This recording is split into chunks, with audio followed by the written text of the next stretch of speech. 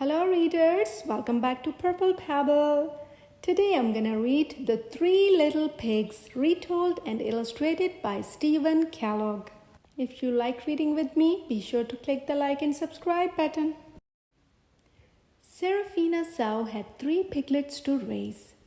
Their names were Percy, Pete, and Prudence. Money was tight and times were tough until suddenly one night Serafina had an amazing dream. "I want to bring waffles to the world," she cried. Serafina bolted an old waffle iron onto a set of wheels and installed a system of tanks, pipes, and hoses. Then she filled the machine with waffle batter, maple syrup, butter, and powdered sugar. Each morning at dawn, the family pushed Serafina's invention from hamlet to hamlet, delighting passerby with their delicious waffles. Soon Serafina was able to enroll her piglets at Hog Hollow Academy. As the years passed, they did her proud in the classroom, on the basketball court, and in the school plays. When graduation day finally rolled around, Serafina turned the waffle business over to her family. "I shall retire to the Gulf of Pasta," she announced. "If you ever need my help, you can call me there." The 3 pigs operated the wafflery while they built new homes nearby. Percy wove straw into a cozy bungalow. Pete put together a log cabin and Prudence constructed a brick cottage. The wafflery continued to prosper and life hummed along happily. That is, life hummed along happily until a wolf named Tempesto showed up.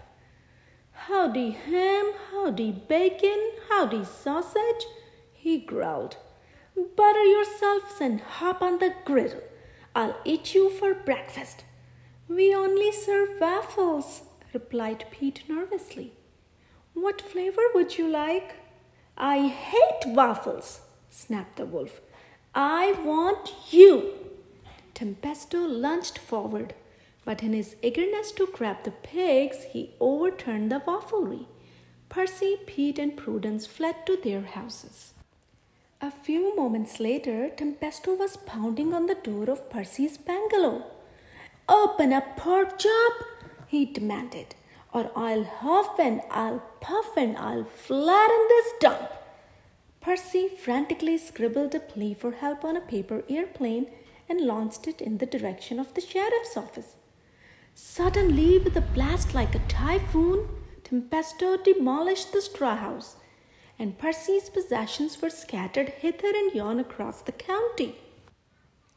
Percy's paper airplane caught the attention of Sheriff Sheep, but before he could grab it, Percy's bathtub plunged to earth like a meteorite. Meanwhile, Percy had reached Pete's cabin one step ahead of the wolf. "Let me in or I'll trash this woodpile," roared Tempesto. "No, no, no, not by the hair of our chinny chin chins," cried Percy and Pete. With the force of 17 chainsaws, the wolf reduced the cabin to sawdust. The 2 brothers were blown clear to the brick cottage where Prudence whisked them safely inside. In a few moments, the wolf was battering the door. "Surrender, you cowardly swine," he bellowed, "or I'll huff and I'll puff and I'll blast this pigsty into pebbles." "Bombs away," squealed the pigs. A barrage of watermelons, pumpkins, cantaloupes, grapes, and assorted pastries caught Tempesto completely by surprise and knocked him flat. The wolf sprang to his feet, foaming with fury. "This means war," he hollered. "Total war." Throughout the rest of the day and all that night, Tempesto savagely bombarded the little cottage. But by the dawn's early light, the frustrated wolf could see that the brick walls were still standing. "It's time to change tactics," he growled. Tempesto grabbed a garbage bag and began furiously huffing and puffing. The bag swelled like a hot air balloon and soared aloft. "Set the table, piggies!" cried Tempesto gleefully. "Breakfast is served." Just then a taxi cab pulled up to the cottage. The The pigs were flabbergasted to see their mother in the back seat. "I have come to the rescue," announced Serafina. "How did you know we needed you?" cried the pigs. Serafina explained that the paper airplane with Percy's message had fluttered clear to the Gulf of Pasta, where it landed in her salad.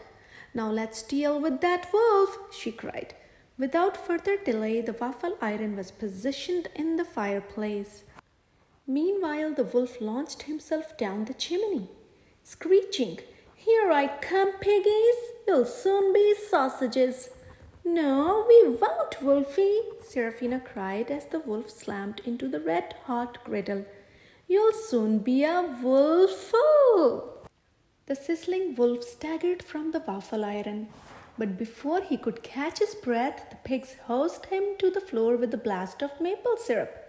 Then they smothered him in butter, fogged him from head to toe with powdered sugar, and finished him off with a final squirt of syrup. "I surrender," he gasped. Although the emergency was over, Serafina admitted that she was not eager to return to retirement. The news brought cheers from her family. They loaded Tempesto into the taxi and sent him to the Gulf of Pasta in her place. Soon afterward, Percy, Pete, and Prudence married their childhood sweethearts. And it wasn't long before Serafina found herself surrounded by dozens of grandchildren. The new family members expanded the business, and soon there were waffleries around the world. "My dream has come true," sighed Serafina. As for Tempesto, the waffle iron had steamed the meanness out of him. He gave up crime and spent the rest of his life as a mellow beach bum lolling about on the Gulf of Pasta. The end.